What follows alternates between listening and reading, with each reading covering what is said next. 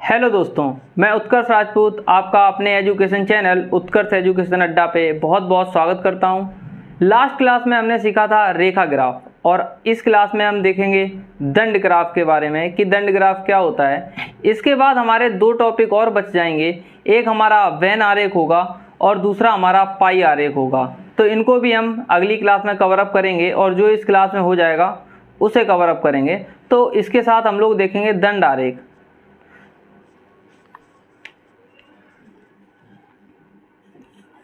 दंड आरेख क्या होता है ये हमें समझना पड़ेगा और अपने डाटा को किस तरह से हमें कलेक्ट करना है ये भी समझना पड़ेगा।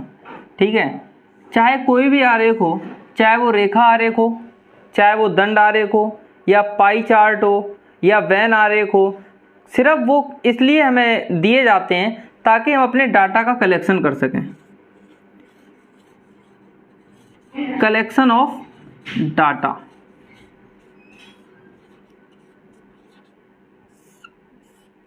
ये डाटा को शो करने का हर एक तरीका बोल सकते हैं कि भाई दंड आरेख बना दिया या कोई पाई चार्ट बना दिया या कोई तालिका बना दी या वेन आरेख बना दिया या रेखा ग्राफ बना दिया। तो ये सारे के सारी चीज़ें क्या है, ये डाटा को बताने का मेथड है।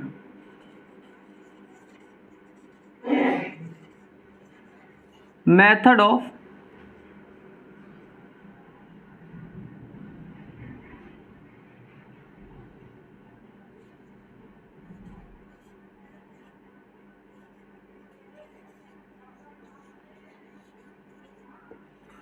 डाटा को शो करने का एक तरीका है।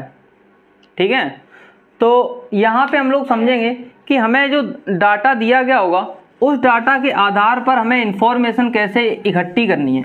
सबसे बड़ी चीज़ है जानकारी। जो हमें डाटा दिया है इस डाटा से हमें इकट्ठी करनी होती है जानकारी।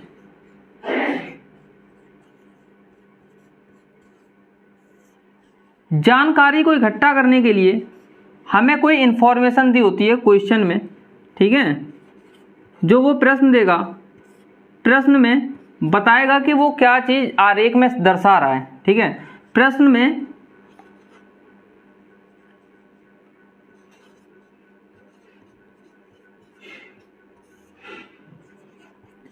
आरेख में क्या क्या उसने दर्शाया है।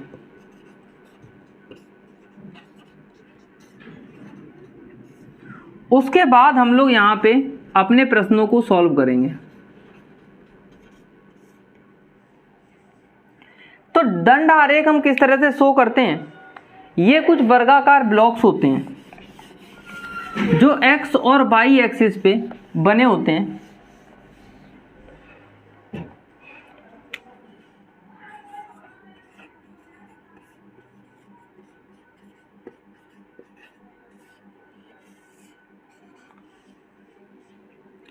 यहाँ पे क्या होता है, एक्स और वाई दो एक्सिस होती हैं। ये वाई एक्स होता है और ये हमारा एक्स अक्ष होता है।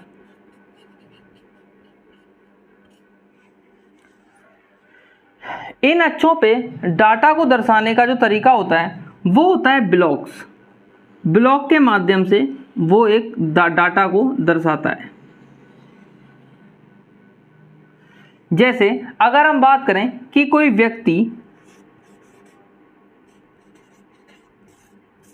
व्यक्ति ए है और उसकी आय जनवरी,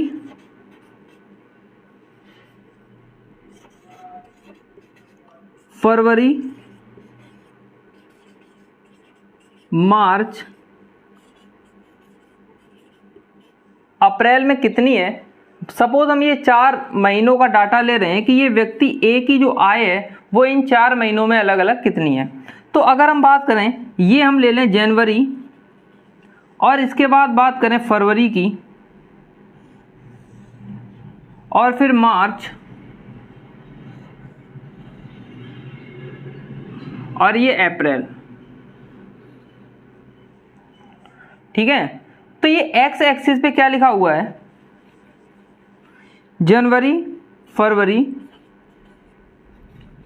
मार्च, ये मंथ के नेम लिखे हुए हैं, माह लिखे हुए हैं हमारे। ये क्या दर्शा रहा है, एक्स अक्ष हमें क्या दिखा रहा है, माह दर्शा रहा है कि किस महीने का डाटा हमें शो ऑफ हो रहा है। तो ये ए व्यक्ति की आय है,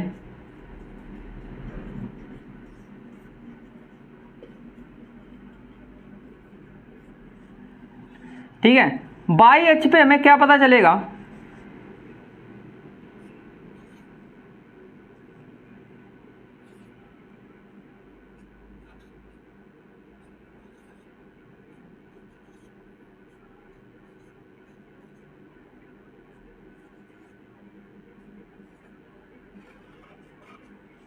ठीक है। ये है आय लाख में, ठीक है। इस व्यक्ति की आय कितनी है, तो ये हमें कहाँ से पता चल रहा है, ये हमें पता चल रहा है, हम अगर एक्स एक्सिस पे देखते हैं, ठीक है। अब हम अलग अलग एक्सिस पे देखेंगे। अगर हमें पता करना है कि भाई जनवरी महीने में ए व्यक्ति की आय कितनी है, तो हम क्या करेंगे, इस ब्लॉक को जहाँ पे ये खत्म हो रहा है वहाँ पे जाके देखेंगे कि ये बाई एक्सिस पे कहाँ कट कर रहा है, ठीक है ना। तो ये चीज़ जो है हमें पता चल रहा है कि जनवरी महीने की अगर हम बात करें तो जो ए व्यक्ति है इसकी आय कोई 4 से 5 लाख के बीच में है, ठीक है। उसके बाद अगर हम बात करें फरवरी के महीने में, तो ए व्यक्ति की जो आय है ये कितनी दिख रही है, अप्रॉक्स 3.5 लाख के करीब है,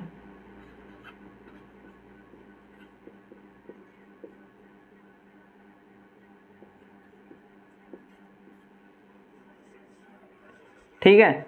अब हम जो है फरवरी के बाद अगर मार्च की बात करें, तो मार्च महीने में अगर हम देखेंगे, मार्च के महीने में अगर हम देखेंगे तो ये इसकी जो इनकम है,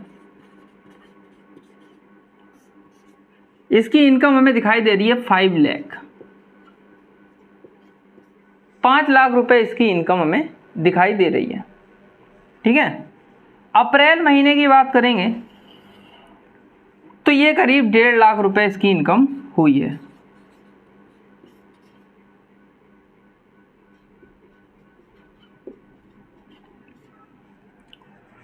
तो अब हमें समझ में आ रहा है कि भाई दंड आरेख से हम अपने डाटा को कैसे शो ऑफ करते हैं, हम कैसे डाटा को दिखाते हैं कि भाई ये देखो ये हमारा डाटा है और इसके आधार पर ये चीज़ें हुई हैं। जैसे एक्स एक्सिस पे कोई इंफॉर्मेशन वो आपको दे देगा, उसके रिगार्डिंग बाई एक्सिस पे आपको कोई इंफॉर्मेशन बता देगा। इन दोनों इंफॉर्मेशन के कोरिलेशन से ही आप कोई कंक्लूजन तक पहुंच सकते हो, कोई जानकारी तक पहुंच सकते हो। अगर मैं इस बाई एक्सिस को छुपा लूं, सपोज मैं इस बाई एक्सिस को छुपा लूं, तो एक्स एक्सिस पे आपको क्या दिखाई देगा, भाई जनवरी दिखाई देगी, फरवरी दिखाई देगी, मार्च दिखाई देगी, अप्रैल दिखाई देगी। इनका कोई मतलब नहीं है, अगर आप इनका इंडिविजुअल देखेंगे तो कोई मीनिंग नहीं है, ठीक है। भाई जनवरी से क्या पता चल रहा है, कोई जानकारी नहीं मिल रही। लेकिन अगर आप केवल बाई एक्सिस को देखें तो भी आपको कोई इंफॉर्मेशन नहीं मिलेगी। आपको पता चलेगा आय 1 लाख, 2 लाख, 3 लाख, 4 लाख, 5 आय तो है, लेकिन किस महीने में है, क्या आय है, तो वो हमें कोई जानकारी नहीं देगा जो हमारे मतलब की जानकारी है।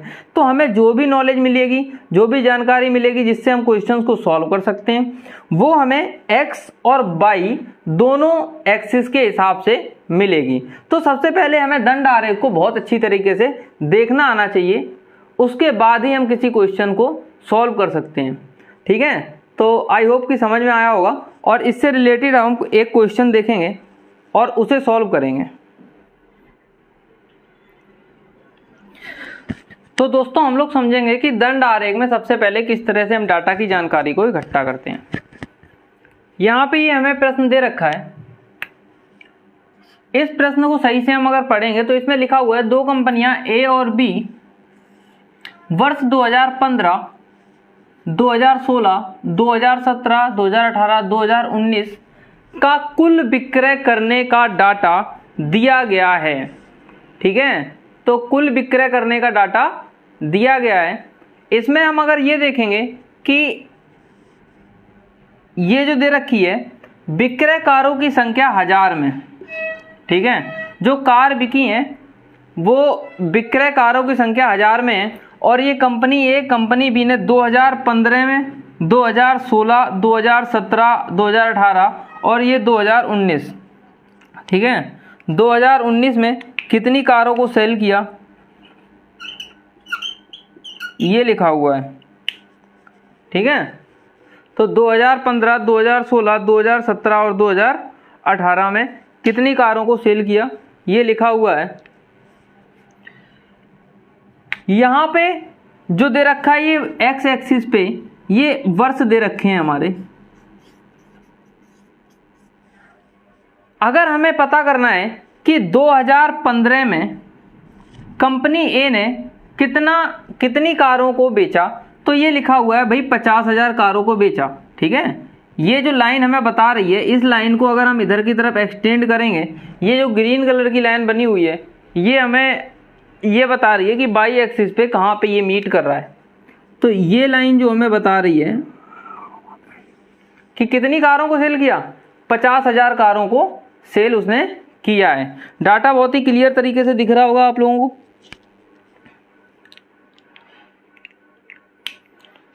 तो इस तरह से हम डाटा को रीड करते हैं। अगर हमें 2016 में पता करना है कि कंपनी ए या कंपनी बी ने कितनी कारों को सेल किया, तो ये इस तरह से हम मूव करेंगे यहाँ से, और ये लाइन जहाँ पे कट करेगी वो हमें बता देगा कि कितनी कारों का विक्रय किया है, ठीक है। तो ये 1000 में लिखा हुआ है, 10,000, 20,000, 30,000, 40,000, 50,000। तो ये जो ब्रैकेट में इंफॉर्मेशन दी होती है ये 1000 में जो बेची गई कारों की संख्या है वो लिखा हुआ है, ठीक है। इसके बाद हमें जो क्वेश्चंस हैं वो किस तरह से दिए होते हैं ये भी एक इम्पोर्टेंट है। तो किस वर्ष ए और बी कारों का विक्रय समान हुआ है। तो किस वर्ष कारों का विक्रय समान हुआ है, तो जहां पे ये दंड आरेख बराबर होंगे वही वर्ष क्या होगा कि कारों का जो विक्रय हुआ होगा ए और बी का वो समान हुआ होगा। तो यहाँ पे देखें तो हमें 2016 ही दिख रहा है ऐसा, जिसमें कि ए और बी दोनों क्या हैं, बराबर हैं। इसमें ए कंपनी ने कार ज़्यादा बेची हैं, बी ने कम बेची हैं, इसमें ए ने कम बेची हैं, इसमें बी ने कम बेची हैं, और ये लगातार ए ने कम बेची हैं और बी ने ज़्यादा बेची हैं। यहाँ पे जो कारों की संख्या है वो ए और बी की बराबर है। तो इसका जो आंसर होगा हमारे पास ये हो जाएगा 2016, ठीक है। उसके बाद हम अगर दूसरे क्वेश्चन की तरफ आगे बढ़ें, किस वर्ष ए कंपनी ने बी कंपनी की अपेक्षा अधिक कार बेची। तो हमें यह पता करना है कि ए कंपनी ने बी की अपेक्षा अधिक कार बेची। तो भाई हम क्या करेंगे कि जिसका दंड आरेख, जिसमें दंड आरेख ए का ज़्यादा हो और बी का कम हो, तो ये चीज़ हम देखेंगे। तो हमें केवल 2015 ही ऐसा दिख रहा है, बाकी सब में क्या है, बी इसमें भी ज़्यादा है ए कम है, इसमें ए कम है बी ज़्यादा है, ए कम है बी ज़्यादा है, इसमें बराबर है, और इसमें क्या है ए ज़्यादा है और बी कम है। यानी कि कंपनी ए ने कंपनी बी की अपेक्षा अधिक कार 2015 में बेची है, ठीक है। तो इसका जो आंसर होगा 2015 हो जाएगा। क्वेश्चन नंबर 2 का अगला क्वेश्चन कह रहा है कि किस वर्ष बी कंपनी ने ए कंपनी की अपेक्षा अधिक कार बेची। तो हमें पता है कि भाई 2017, 2018 और 2019 ये दोनों वर्ष ऐसे हैं जिसमें बी कंपनी ने ए की अपेक्षा अधिक कारों को बेचा है। तो अगर इसके आंसर की बात करें तो इसका आंसर हो जाएगा 2017, 2018, 2019।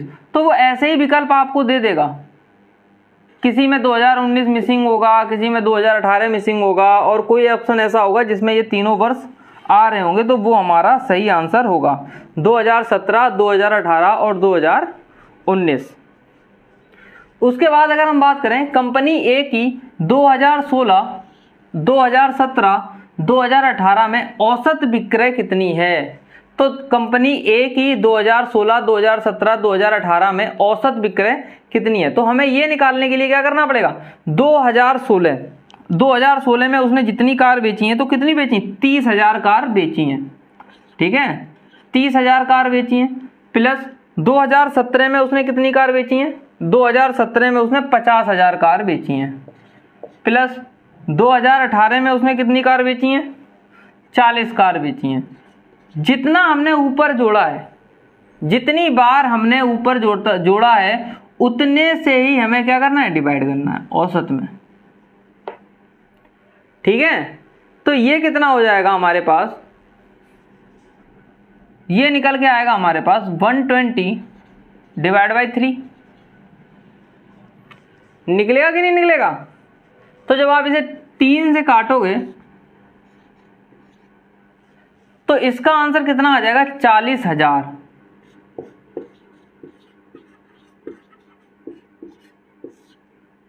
कंपनी ए की 2016, 2017, 2018 की औसत विक्रय कार कितनी है, 40,000 हैं, ठीक है। तो यहां तक सभी को समझ में आया होगा। एक बार इस क्वेश्चन को सभी लोग सही से देख लो, और कोई प्रॉब्लम हो तो कमेंट बॉक्स में ज़रूर बताना कि यहाँ पे नहीं समझ में आया, और मैं और क्वेश्चंस को करवा दूंगा, ठीक है।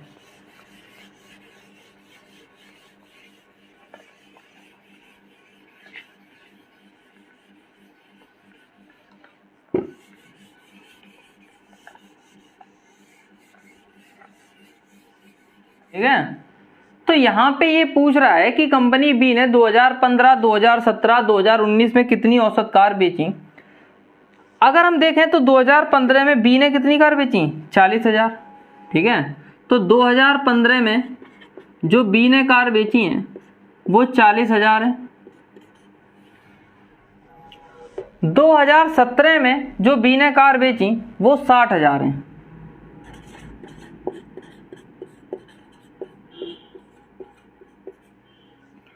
और 2019 में जो हमारी बी ने कार बेची हैं वो कितनी है, 70,000 है, ठीक है। तो ये डाटा आप लोग समझ पा रहे हैं कि मैं ये डाटा कैसे उठा रहा हूँ, ठीक है। 2015 में बी की कारों की बात करें तो मैंने 2015 देखा, सबसे पहले एक्स एक्सिस पे भाई 2015 यहाँ है, फिर मैंने बी को देखा, बी जहाँ पे हो रहा था खत्म वहाँ से मैं इस तरह से गया और मैंने देखा ये 40,000 आ रहा है, 40,000, ठीक है। उसके बाद मैं 2017 की बात करूं तो 2017 में बी पे गया और उसके बाद इस तरह से मूव किया एक्स एक्सिस पे, तो मैंने देखा भाई 60,000 आ रहा है, ठीक है।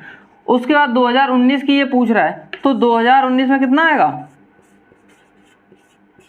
सभी लोग बताएं कितना आएगा, है ना। तो हम लोग क्या करेंगे, 2019 पे जाएंगे एक्स एक्सिस पे, एक्स अक्ष पे जाकर के हम देखेंगे कि बी कहाँ पे, और बी को देखेंगे कि ये कहाँ पे कट कर रहा है। तो ये हमें मिलेगा कि ये 70,000 पे कट कर रहा है। तो अब भाई औसत की बात आ रही है, ठीक है, एवरेज की बात आ रही है, तो हम क्या करेंगे, टोटल को जोड़ेंगे, 40 प्लस 60 प्लस 70 डिवाइड बाई कितना, 3 से डिवाइड कर देंगे, तो ये आ जाएगा 170/3। इतनी कारों को हमने बेचा, ठीक है। अब ये 3 से डिवाइड नहीं होगा वो एक अलग बात है, ठीक है। रैंडम डाटा है और रैंडम मैंने क्वेश्चन ऐसे ही फ्रेम किया है, तो कोई उससे फ़र्क पड़ता नहीं है। लेकिन अगर कोई क्वेश्चन हमारा एग्ज़ाम में आएगा तो वो कटेगा भी, और एक ऑप्शन उसमें उसका दे भी रखा होगा कि क्या सही ऑप्शन है, तो हम ऑप्शन से जा करके उस चीज़ को देख लेंगे, ठीक है।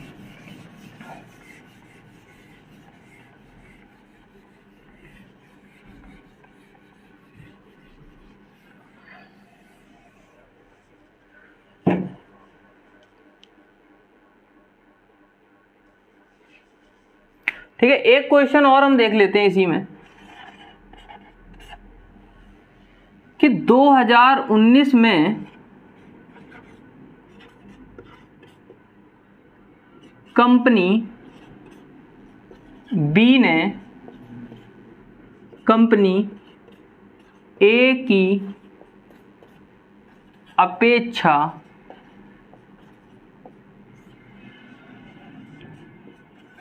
कितने प्रतिशत अधिक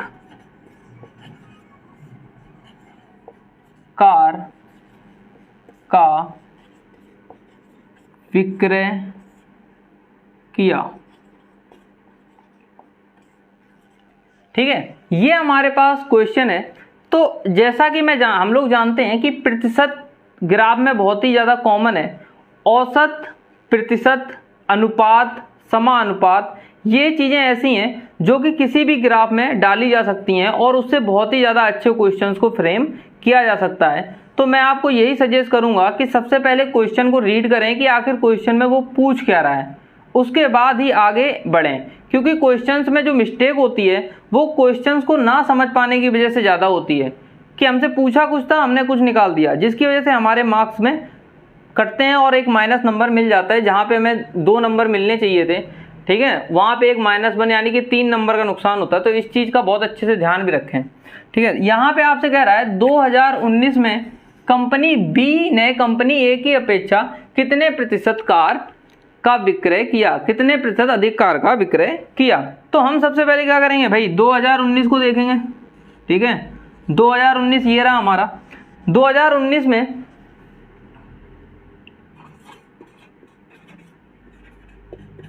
कंपनी ए ने कितनी कार बेची, कंपनी ए ने जो कार बेची है, तो यहाँ पे हम 2019 में इस तरह से जाएंगे और यहाँ पे देखेंगे तो ये कितनी है, 60,000 है कि नहीं है।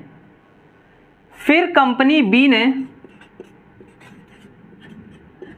कितनी कार बेची, इस पे जाएंगे हम, तो एक्स एक्सिस पे यहाँ 70 की, ठीक है, 70,000 बेची।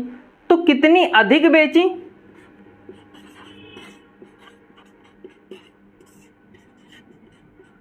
कितनी अधिक बेची, तो क्या करेंगे, जो बी ने बेची उसमें से एक को माइनस कर देंगे। तो 70 के -60 के ये कितना आ जाएगा, 10,000 आएगा कि नहीं, 10,000 अधिक बेची। तो बी ने ए की अपेक्षा कितने प्रतिशत अधिक बेची, इसको निकालने के लिए हम क्या करेंगे, प्रतिशत का इस्तेमाल करेंगे। ठीक है, अधिक बेची हुई कारें बटे ए के द्वारा बेची गई कुल कार कितनी है, 60 × 100। तो ये यहां से कैंसिल हो जाएगा और ये 2 से काटेंगे तो ये 3 आएगा और ये 50 आएगा। यहाँ पे जो हमारा आंसर निकल के आएगा 50/3% अधिक बेची।